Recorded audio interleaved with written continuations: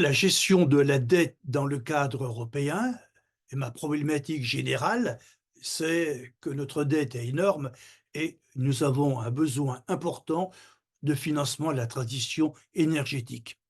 Alors, comme je l'ai montré, dans une vidéo précédente, cette question de la gestion de la dette, je vais l'examiner en 5 points, donc 5 vidéos, hein, puisque le sujet est quand même, complexe et relativement, long. Alors, dans cette première problématique, dans cette première vidéo, je voudrais, faire le diagnostic.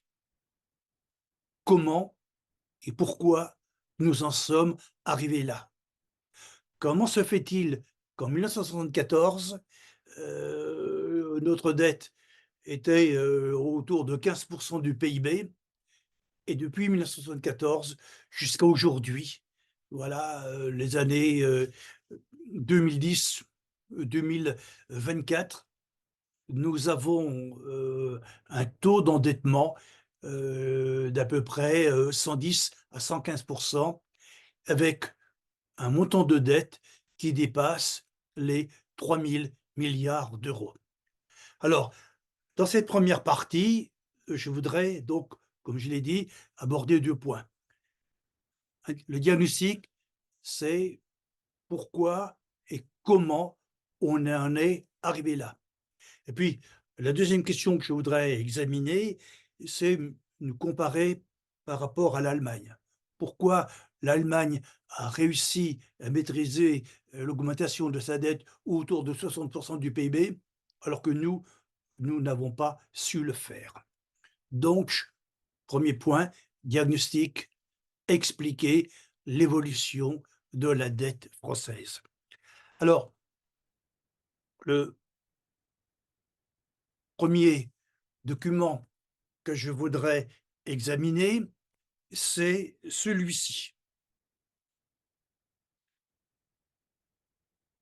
Alors, celui-ci, ce document, nous montre, 2 éléments. D'une part, le solde public, déficit ou excédent, c'est, le schéma qui les barres qui sont en bleu, hein, ça c'est depuis 1950 jusqu'en 2015, puis après, bon, la période récente, on pourra donc le faire oralement. Et puis, le 2e élément, c'est en rouge, c'est l'évolution de la dette publique. On voit que, elle elle était faible, elle diminue légèrement entre 1950 et puis 1974 et puis depuis 1974, elle ne fait qu'augmenter. Alors, je vais l'examiner sur un autre schéma, qui me paraît plus simple, voilà, je l'explique.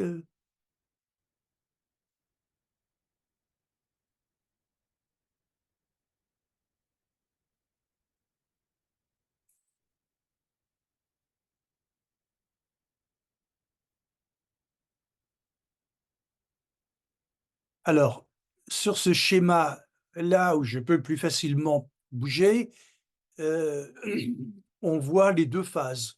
Avant 1974 et depuis 1974, c'est-à-dire les 50 dernières années.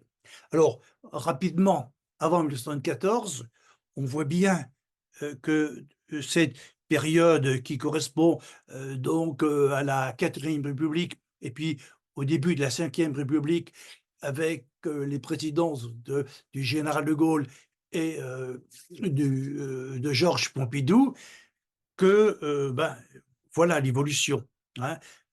Alors, avant 1958, la 4e République, on a plutôt, voilà, on a des déficits, voilà, publics, même s'ils ne sont pas aussi importants, que maintenant. Mais, on a des déficits et dans cette période, malgré tout, la dette diminue parce que faible déficit, mais forte croissance, le poids de la dette diminue. Et puis, à partir de 1958, là, les choses sont très nettes avec l'arrivée du général de Gaulle, la Ve République et puis le plan d'assainissement de 1958, ce qu'on appelle le plan Pinet-Rueff et la réforme monétaire et l'instauration du nouveau franc, hein, qui remplace l'ancien franc qui avait été continuellement diminué. Là, c'est particulièrement net, hein. À partir de 1960, on a des excédents budgétaires, hein. On n'a pas de déficit, voilà, on a des recettes qui sont supérieures aux dépenses de l'État et ça se traduit, eh bien, tout de suite par le graphique du rouge en rouge en haut, de façon très nette, hein, le poids de la dette qui était de 22 passe à 12, voire à 15 et puis après, à la fin, donc au milieu des années 1970, à 12,4. Donc c'est particulièrement net. Alors, ça va durer jusque 1974, choc pétrolier. Alors, comment expliquer cet assainissement des finances publiques et puis, cette baisse du poids de l'endettement? 2 raisons. La première est l'économique évidente. On est dans une période, ce qu'on appelle les Trente Glorieuses, hein, la période d'après-guerre, qui va s'arrêter, précisément au choc pétrolier. On a à peu près du 5 à 6 de croissance par an, hein, et quand on a 5 ou 6 de croissance par an, c'est très facile, c'est beaucoup plus facile de faire, des, budgets en équilibre.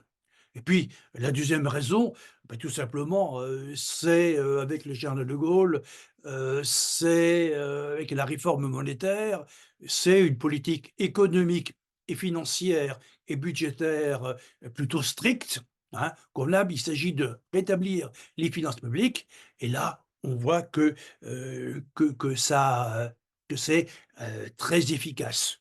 Bon, alors, ce qui nous intéresse, voilà, c'est pourquoi, voilà, après, pendant 50 ans, depuis 1974, voilà, on a sans interruption des déficits publics, voilà, alors qui vont varier, on essaiera de les expliquer et puis, 2, la conséquence de ces déficits publics, c'est qu'il faut emprunter, voilà et puis, ben, on emprunte plus qu'on rembourse, hein, tous les ans et donc de façon mathématique, voilà, eh bien, le poids de la dette augmente. Alors, on s'est arrêté ici en 2015, 96,6 mais maintenant, donc après donc la crise du covid, voilà, on est, à 115. Alors, je voudrais donc essayer de comprendre, heu heu cette période, voilà, comment la dette a augmenté et pourquoi? Alors, sur ce schéma, heu, où on a à la fois, en bleu, la hausse de la dette et puis sur le même graphique, la charge de la dette en point du PIB, on comprend le relatif paradoxe, à savoir que la hausse de l'endettement a été inodore, était relativement inodore, dans la dernière partie ou en tout cas à partir, de l'an 2000, hein, à savoir que les taux d'intérêt, baissant, on pouvait se permettre provisoirement, de s'endetter, sans que, ça soit néfaste pour nos finances publiques. Alors, sauf que maintenant, on est à la limite, hein. C'est pour ça une hausse de l'endettement jusqu'à présent inodore, parce que maintenant, ce n'est plus inodore.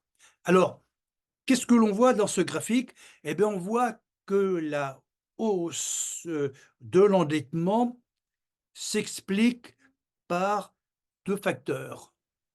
Premier facteur, c'est que chaque période de récession, hein, de crise économique, d'arrêt de l'activité économique, on a automatiquement une hausse de l'endettement.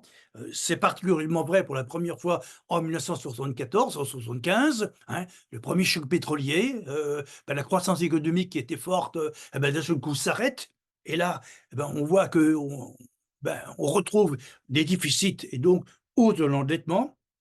Deuxième période, c'est 89, c'est le second choc pétrolier.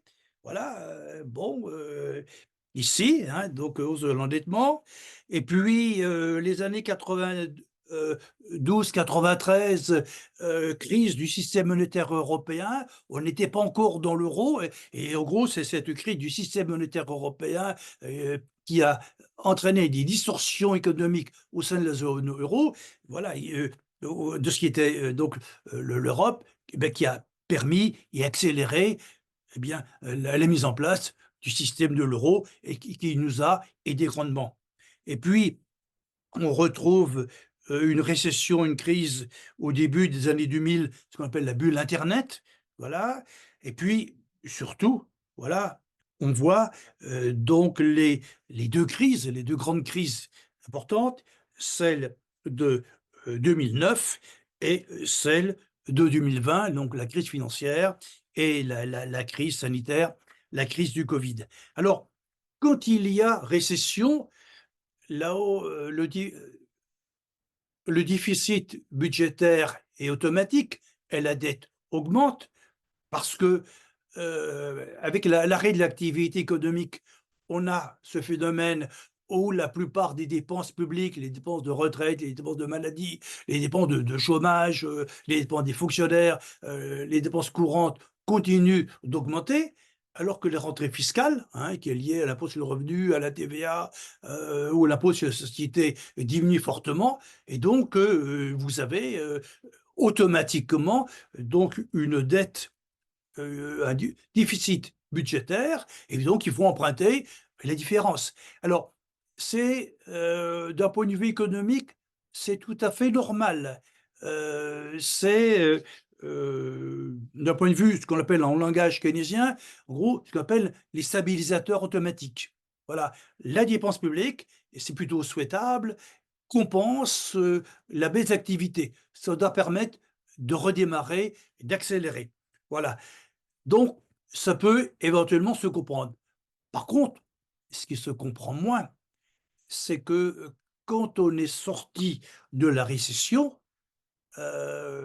pour que le système soit viable et si on a une vision totalement keynésienne, voilà, ce qui est mon cas, hein, à savoir, que quand on a une politique keynésienne, on a une politique économique, politique budgétaire, politique monétaire et en fait, on a 2 leviers. On a un frein et on a un accélérateur. Alors, dans les périodes de récession, c'est souhaitable, c'est indispensable d'appuyer sur l'accélérateur, sur la politique budgétaire, elle doit être active, faire des déficits et la politique monétaire aussi de créer de la monnaie. Donc voilà, pour nous aider à sortir de la récession, mais par contre, lorsqu'on est sorti de la crise, et que l'économie a repris, là, il faut plus appuyer sur l'accélérateur. Il faut appuyer au contraire sur le frein, c'est-à-dire, rétablir rapidement l'équilibre des dépenses publiques et ça, en France, on n'a pas compris. On ne veut pas le comprendre. Voilà, on est tous keynésiens. Non, voilà, on ne comprend que la moitié du raisonnement keynésien. Le raisonnement keynésien, il est, beaucoup plus complet. Donc ça, c'est la 1re raison, hein, donc où à chaque crise, on voit une hausse de l'endettement public et puis lorsque ça va mieux, voilà, on ne cherche pas à rétablir rapidement donc l'équilibre budgétaire.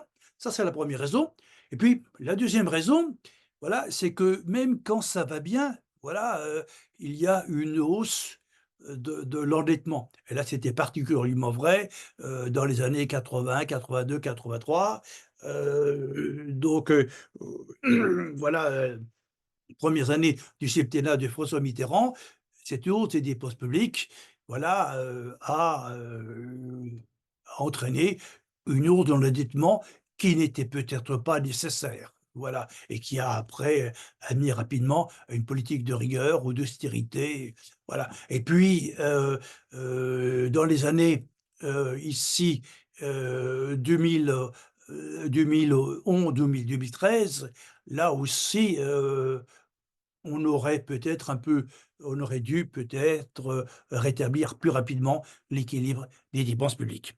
Donc voilà, le pourquoi, le comment, voilà, de cette évolution. Alors, dans ce document, on y reviendra, mais on voit plus particulièrement la hausse de l'endettement, vous voyez, qui s'opère les plutôt en 2 temps. Donc, puisque en 1900 jusqu'en 2008, on est à peu près à 60, le taux d'endettement est à peu près à 60 du PIB. Là où on est, conforme, comment dire? À au traité de Maastricht, hein, voilà, aux règles budgétaires du traité de Maastricht. Et puis, là, on voit, que la hausse de l'endettement est particulièrement nette dans les années 2009, hein, donc la crise financière que nous examinerons dans la deuxième partie, et puis la crise du Covid, voilà, de 2020. Mais là, tout de suite, on voit la différence. Et la crise financière, après la crise, l'endettement continue. Voilà, on ne le rétablit pas.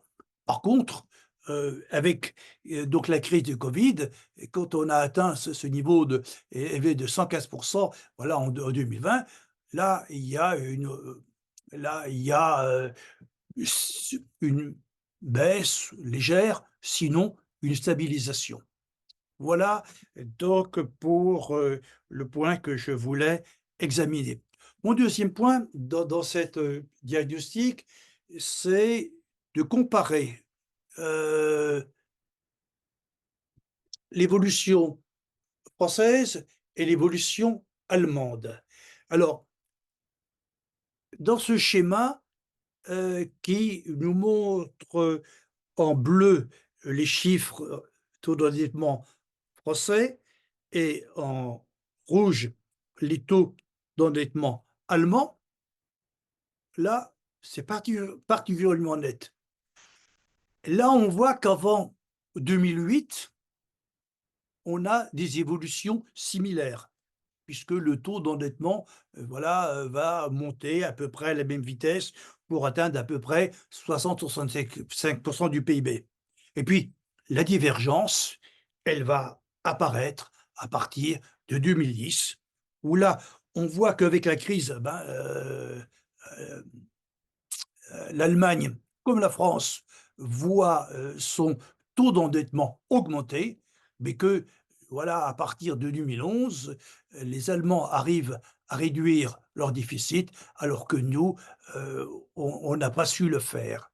Alors, comment l'expliquer? Je l'expliquerai, heu, je donnerai 2 raisons. Je dirais une raison structurelle et une raison, de politique économique. La raison structurelle, c'est la structure de l'industrie. Les Allemands ont, depuis longtemps, spécialisé leur industrie dans le haut de gamme, dans la qualité, qui fait ce qui fait que dans le commerce international, ce sont des produits, qui sont demandés. Pour réussir sur les marchés mondiaux, il n'y a que 2 solutions. Soit vous êtes le meilleur en termes de qualité, en termes de différenciation, soit vous êtes le moins cher. Voilà. Et donc les Allemands, hein, c'est net, hein, voilà, les produits allemands, machines, outils, voitures, et cetera, sont de la qualité, et donc on regarde pas le prix, on regarde, donc le produit, et donc on continue à exporter. Donc ça fait des rentrées, ça fait de l'activité économique, et donc on peut faire des économies. La France, c'est différent. Entre, En termes de stratégie, hein, il n'y en a que deux, hein. Soit vous êtes le meilleur, soit vous êtes le moins cher. Ah ben nous, notre économie, notre industrie, nous sommes entre les deux. Ce qui fait que qu'entre les 2, eh ben, on est perdant sur tous les fronts parce que, heu, quand vous faites, quand le consommateur souhaite de la qualité, ben, entre les qualités moyennes et puis la très bonne qualité, il préférera un produit allemand ou une voiture allemande ou une machine outil allemande, voilà, qu'un produit français. Donc sur ce côté-là, on ne gagne pas. Et puis, sur l'autre côté, moins cher, bah, si vous comparez, la production française avec la production des pays, dans le monde qui ont un coût de main-d'œuvre, beaucoup, plus faible que le nôtre, ben là aussi, on est perdant. Donc là, ça c'est, des choix économiques qui ont été mal faits, depuis en gros les années 60. Bon, je dis pas pour tous les secteurs, hein. Si on prend le secteur du luxe, voilà, ou des services, ou même du nucléaire, nous étions très bons. Mais sur le reste de l'économie, c'est un peu ça. La deuxième raison qui explique le décrochage, français par rapport à l'Allemagne, on le voit dans les années entre 2003 et 2007. Voilà. Alors, qu'est-ce qui se passe en France? Eh ben, on fait ce qu'il ne faut pas faire. On est dans la mondialisation, on fait les 35 heures et donc de fait, on augmente le prix de nos produits. Alors qu'on a vu, que, c'est pas pour autant qu'on fait de la qualité et donc on perd de la compétitivité. Voilà. Alors que dans le même temps, les Allemands, avec les réformes Schröder, qu'est-ce qu'ils font? Bah, ils font l'inverse. Ils ils réforment leur marché du travail, ils le flexibilisent. Ce qui fait que quand la crise arrive, vous voyez, notamment en 2008-2009, en France, avec la baisse de l'activité, on a comme notre marché du travail est rigide, on n'a pas d'autre choix que de licencier massivement. Donc perte d'activité et puis quand, la crise quand l'économie mondiale repart, bah, vous avez des entreprises qui n'ont plus de salariés, vous êtes séparés et donc vous n'arrivez pas à reprendre les positions perdues, et donc vous perdez des points, faible activité économique et ça explique le décrochage français. Par contre, les Allemands, dans cette même période, comme ils avaient flexibilisé, ils ont pu faire du chômage partiel. Bon, alors certes, ça a coûté, mais entre payer du chômage partiel ou du chômage total, qu'est-ce qui coûte le plus cher, hein? Voilà, bon, en termes de déficit. Mais surtout, c'est que quand, à partir de 2010-2011, l'économie mondiale repart, les Allemands, peuvent, être en phase avec le commerce international, produire beaucoup, voilà et donc avoir des rentrées fiscales et puis, gérer mieux leur économie et donc nous, il faudra attendre la France, notamment, un petit peu avec, comment dire? À la fin, donc les lois travail, à la fin donc du quinquennat, de François Hollande, mais surtout donc à partir de 2018-2019, donc avec les réformes du marché du travail qui ont été faites, par, le président Macron. Voilà et donc vous voyez, là on a perdu 15 ans. Donc voilà. Donc, voilà un petit peu l'explication, voilà, pourquoi, notre endettement a augmenté, pourquoi on a des déficits, pourquoi on ne savait pas les faire, voilà. Et puis, autre point, je l'expliquais tout à l'heure, c'est que on n'a pas réagi tout de suite parce que, heu, cet endettement était relativement indolore. Bon, la première des choses, on le reverra plus tard dans la, 4e partie, si on n'était pas dans un cadre européen, on n'aurait pas pu le faire, hein, parce que tout de suite, il y aurait la monnaie aurait été attaquée, on était dévalué, on aurait obligé de dévaluer, perte de pouvoir d'achat, voilà et donc on aurait été obligé de réagir tout de suite. Puis le deuxième élément, c'est que, les taux d'intérêt, sur les marchés mondiaux, ont diminué hein, voilà, parce que on le verra, dans le monde, il y avait un excès d'épargne par rapport à l'investissement et donc ça fait baisser le taux d'intérêt. Voilà, bon et puis, surtout à partir de 2015, voilà, la Banque centrale européenne a été, extrêmement accommodante en créant de la monnaie.